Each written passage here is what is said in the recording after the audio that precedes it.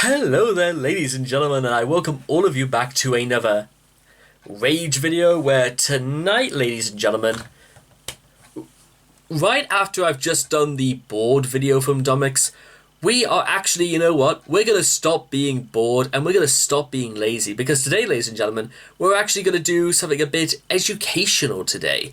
Now, I've mentioned before that I studied animation when I was at university, and I also mentioned that I did not enjoy my time at university one bit, because the great irony is that going to university destroyed my love for animation.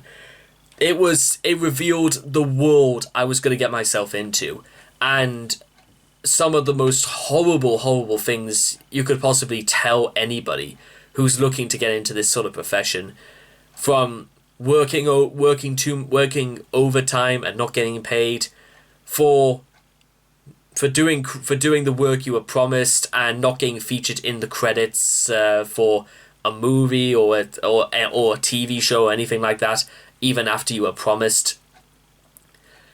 Very, tight deadlines, and above all, the feeling that literally for everything you've done and everything you've accomplished, you've basically sold yourself to making something that maybe it's something you just personally don't like, as well as having to just feel as if like you're constantly under the radar from people who will quite happily, sexually harass other employers, as well as, just raping the market. Believe me, ladies and gentlemen, like Cartoon Network over the last 10 years, with the exception of certain shows like, Steven Universe, Adventure, they really dropped the ball on a lot of things in the last 10 years. And maybe that's kind of why I quickly became bored of animation and just straight up almost didn't feel like trying. It's a terrible thing, ladies and gentlemen, to just give up. But this was... I could never have survived in a scenario like that, because it's not right to treat your workers like shit. It's just straight up not. It's not on, and the way you heard some people talk about it, it seemed like it was absolutely commonplace to be bullied and harassed in the workplace. And I'm serious, ladies and gentlemen. I really honestly felt like they expected just people to put up with it. After watching a lot of Blizzard's controversies and about sexual harassment, and let me tell you now, ladies and gentlemen, sexual harassment is one of the biggest things. If I was in charge of a workplace like a studio, and I heard even any rumor whatsoever of sexual harassment in the office, I would call an emergency meeting, and I want to have everything on the table about what's going on, about if it's happening in this office, if it's happening between two people who are working in this office. I want to know, because I want to know how I can save myself a few quid and fire somebody on the spot if they are harassing other people. It is hell, ladies and gentlemen. It is, trust me on this, it is absolute hell. Now, with that being said, in light of Domics and what we did last time, is that I actually have all the materials I really need. I have a 13.3 inch. I'm going to see if I can move it. The only real problem I've always had with this equipment is that the setting it up wouldn't really be too difficult. But the other issue is just owing to how RageCon 2 is taken over every single thing about this year. And then there's also the case of just, knowing where to begin. And I've got plenty of books, ladies and gentlemen, that are going to help me throughout all this. But it's really when push comes to shove, just you got to know what you got to do. And here is the pad itself. It's a really big one as well. It comes with its own stand. It comes with cloths. It comes with a pen. It comes with one of those really fancy little gloves where it has only two gloves here, so you can rest it on the pad so you don't smudge it.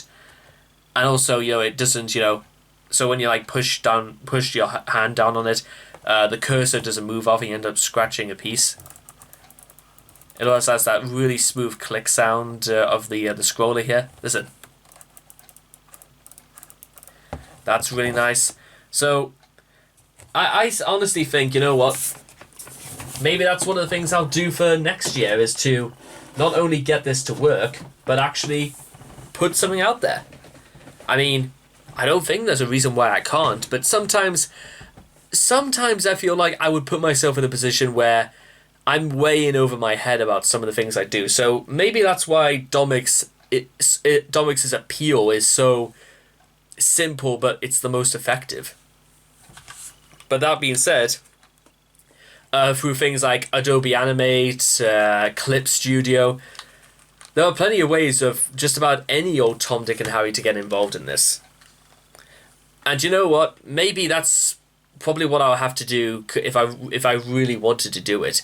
To basically go back from the very beginning, because there was something about university, they didn't even teach you the basics. They didn't even teach you about the importance of frames or working by twos or even what the whole point of your like tweening that was. So you just had to go through it by, you know, computers and by like After Effects. We weren't even really learning animation. We were just learning how to like import commands onto computers. But with that being said, if you guys want to check out the original video for yourselves, links will all be in the description down below. Let's begin my video making progress by Domics in 3, 2, 1, and... Hello everyone and welcome to my work process. I often get many questions like, hey Dom, how do you make your videos? What do I use to animate? How do I become YouTube famous? Sadly, I can only answer 2 of those. 1, Adobe Animate, and 2, get involved in drama. Anyway, here's a summary of my process. I'm excited to also have Skillshare be a sponsor for this video. If you don't already know, Skillshare is a great place where you guys can learn new things with their I have actually Skillshare. I might even, you know what?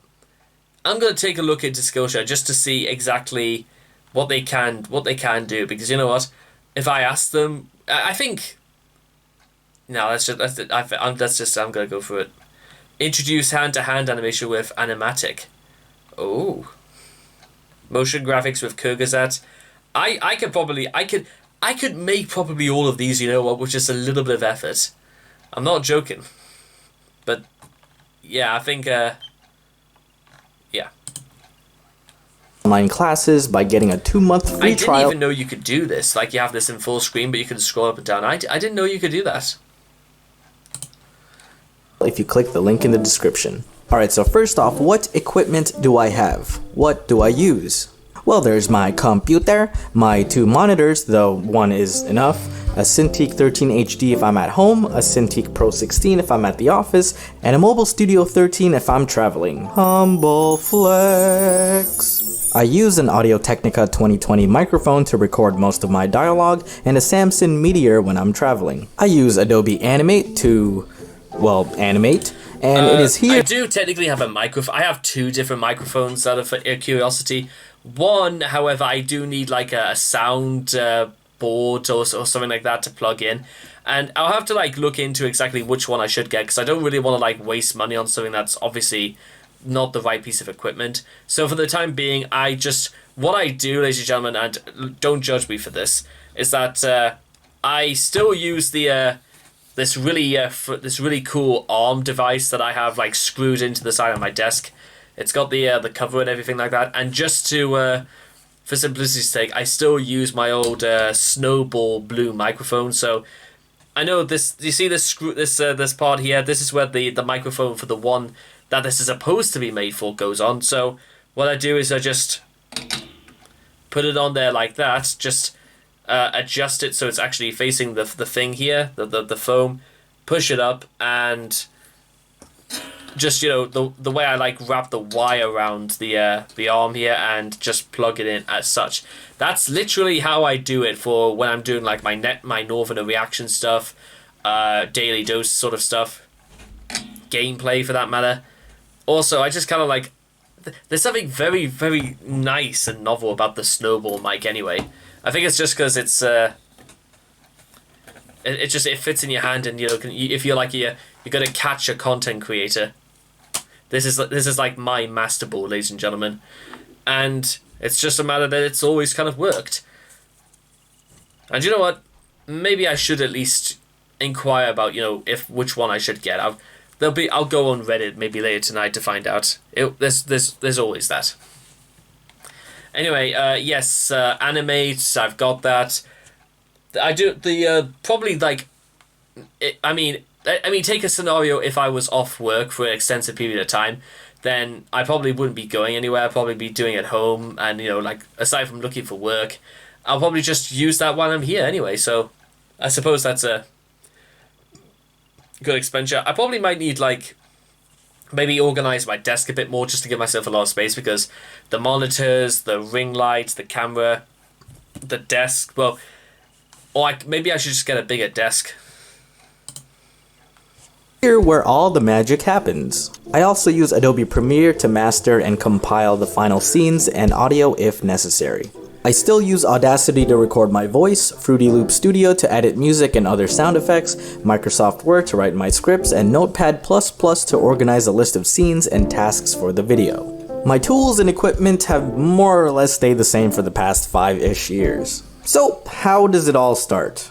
Well, the projects all begin with an idea, a thought, a joke, a story, anything that inspires content. You guys remember my butts video? I thought of that when I was on the toilet. Once I have an idea, I then get started on the script. This involves everything I want to say, along with little notes about specific things I want to include in the animation. Once finalized, I then record the dialogue, usually in the comfort of my bedroom closet. Professional, I know. I then send out a rough audio of what I have to my buddy Chris Carlone, who produces the music. Quick question, is the reason why he does that, and I'm curious to find out, is the reason why he does that is just for the sake of like space, and also because recording audio in my room is fine, but there is sometimes a bit of an echo, a bit of a hum going on. It's a good thing that I actually do kind of have like a laptop and that, which I can actually record audio. But I wonder, let's say for example, if I decide to move all of my my stuff back into the corner of the room where it used to be, and I suppose I could like get my stuff into the closet there.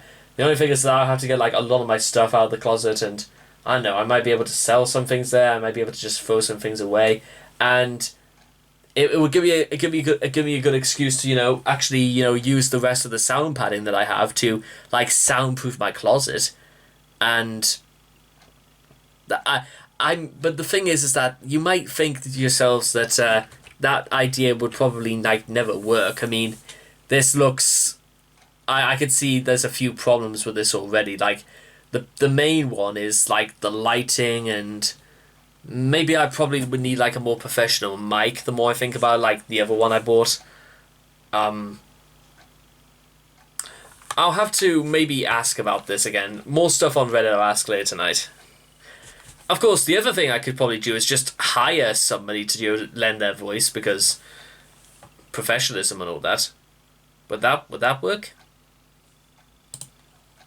No. I then send out a rough audio of what I have to my buddy Chris Carlone, who produces the music you hear in the videos. He does amazing work, and I'll put his info in the description if you want to check him out. While he's working on that, I can already get started and create the main project file in Animate. I work in a 960 by 540 canvas size, and the reason for that is because Animate works in vectors, which means the lines and objects you draw maintain its resolution regardless of its size, as opposed to raster, which distorts and loses detail when manipulated. So it doesn't really matter what size you work in, as long as it's the right ratio. I work in the standard 24 FPS, or frames per second, which represent how many frames you see in a given second during playback. The higher the FPS, the smoother the animation, of course, but animators typically work with 24. Once you've confirmed that, we are then brought to the animation interface. You can then organize your work panels however you'd like, but this is how I prefer mine. Timeline at the top, tools on the left, canvas in the middle, and everything else like the library, color, and properties to the right. I import my main audio by simply dragging the file into the canvas, automatically placing it in the timeline. Big tip, make sure you go into the audio properties and change the sync to stream if you want to be able to hear it properly. And while I'm at it, I go to my published settings and edit these two to be MP3, 160 kilobytes per second, best quality, and uncheck convert stereo to mono so your audio doesn't sound like doo-doo when you export. And then I go back to the beginning of the timeline and make a new layer. I use this layer to go through the audio and break it apart into scenes, which are then divided by keyframes. I use these keyframes to then write up a task list in Notepad++, of which are distributed amongst the team, including myself. Here's what the recent Dreams video looks like once I've compiled everyone's scenes into one file. I usually end up watching the whole thing at least like 20 times in order to check for mistakes, but despite that, I'm still human and miss things like this. I like to organize everyone's respective layers into their own layer folder, so it's easier to tell who did which scenes. I had a ton of help in this video, namely from Aaron, Simon, Ciel, and Jom, along with Elaine, McCool, and Wolf with that money shot fight scene. For those who have been watching me for some time, you might remember when it was just me making the videos, versus now when I have a whole team helping me out. Here's a bit of a tour through this project file so you can see the amount of work that went into it. Scenes are typically either these, where my character is speaking to the camera, and everything else that's not that. I have somewhat of a rig for these shots because it's senseless to draw these poses every time. I have a separate file with a bunch of reusable assets like mouths for lip syncing, which I do now by using a plugin called Keyframe Caddy, where I can select the mouth poses in quick succession. Yes, there is the built-in frame picker, which does the same thing, but I find it a bit laggier. Animate also has a built-in camera, which essentially allows you to easily frame your shots as you please.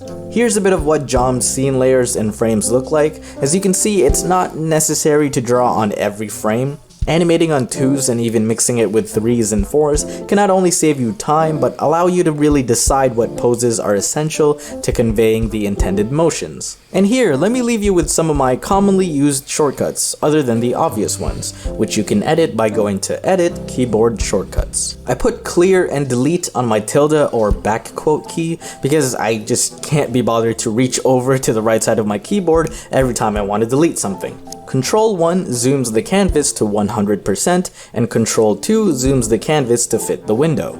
I have semicolon to flip horizontally and apostrophe to flip vertically. Alt O to toggle onion skin, Alt M to smooth, backslash to straighten, Control K to open the alignment panel, which I often use to center things, but make sure Align to Stage is checked.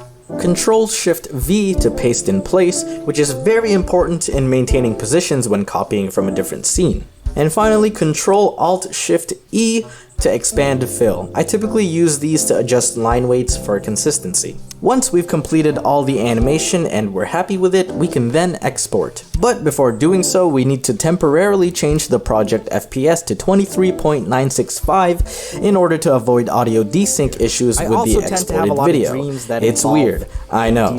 Be sure to change it back to 24 if you decide to work on the project again. I then export by going to File, Export, Export Video, which opens an output options window. For render size, we can now change it to whatever we want. There's really no need for me to be exporting in 4K, so I go with a high definition 1920 by 1080. Keep this checked because we will need to convert the MOV to an MP4. Once I've selected the folder I want to save it to, I hit export, and once it's done, it'll open Adobe Converter, where I then convert the huge ass MOV file to an MP4. Now this is already good to upload, but if I need to add any additional scenes like reference clips or if I need some minor effects tweaking, I can then throw it into Premiere and then export a final video file from there. And then it's just a matter of boom, bam, bop, bada bop, boom, pow. I hope you guys found this window into my process at least a little interesting and perhaps have gotten some inspiration to go and create something of your own. That's why I'm happy to have Skillshare as a sponsor today, because they really promote the idea of the self-made you. When I first started learning how to animate, I had to scour through the lands of YouTube and Google searches for tutorials and tips and tricks and whatnot, but I wasted a lot of time on some not so helpful ones. It sure would have been great if everything I needed was all in one place. Well, Skillshare has thousands of catered courses across all kinds of topics like design, business, tech, and more, not just for animation. There is truly something for everyone. As I mentioned in the video, I work in Adobe Animate, and Skillshare has a great intro class for that program called 2D Animation for Beginners with Adobe Animate by Walt Wonderwoke. If any of you are interested in learning basic animation, I recommend you go check it out by using the link below for a 2-month free trial. You could learn a lot in 2 months, and I'm curious to see what you all get working on. Let me know what Skillshare courses you're taking in the comments below, and if you're feeling proud of something you've made after learning it from a class, I want to see it. Tweet them at me with the hashtag #TYSkillshare and I'll check them out. Again, a free 2-month subscription, less than $10 after that, all the learning you want conveniently in one place with the link below. Enjoy!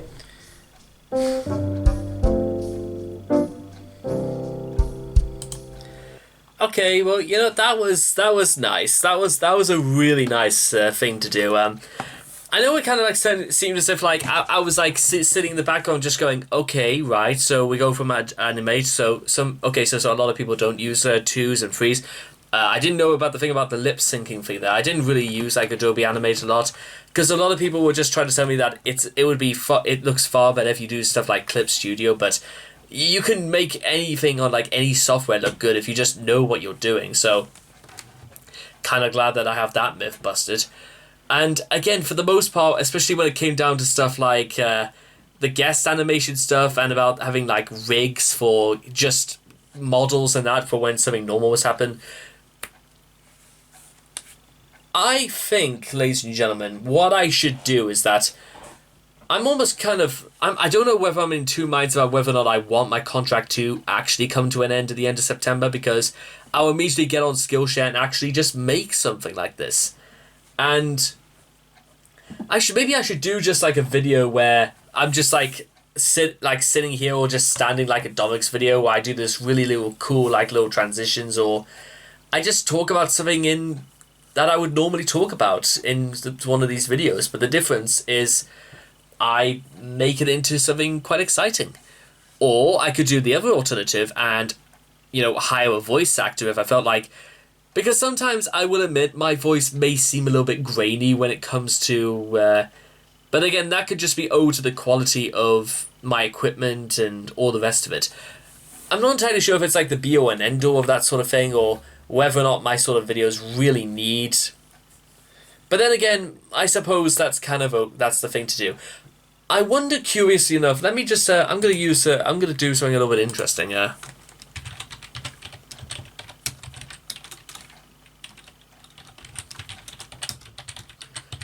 Let me just try something.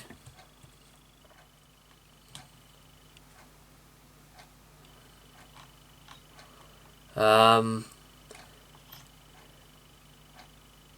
that's fine. I tried to look up for Wolfie Chew about whether or not she sort of uses what you might call use Animate, but the more I look at it, I think she might use Clip Studio or not. I generally don't know what she does or not, but I will say this is still kind of the sort of thing I would actually think about doing.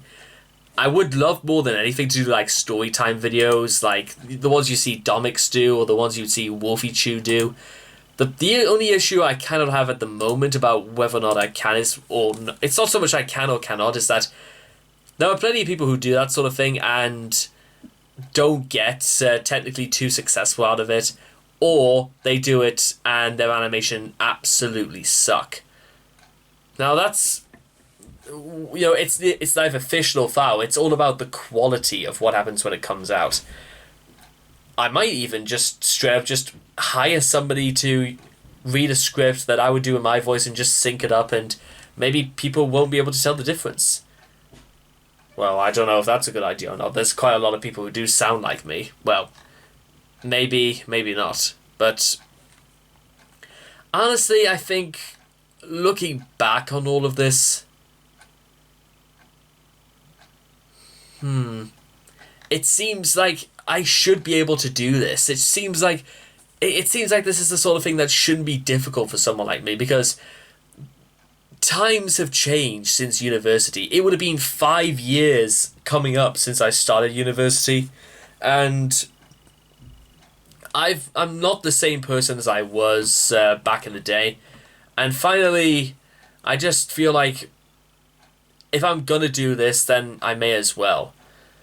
But with all that being said and done, ladies and gentlemen, Let me know if you found this successful, any aspiring animators out there, and I just want you guys to understand, if there are people out there who were wanting to study animation or who are studying animation now, you have my sympathy and you have all the admiration I could possibly give out.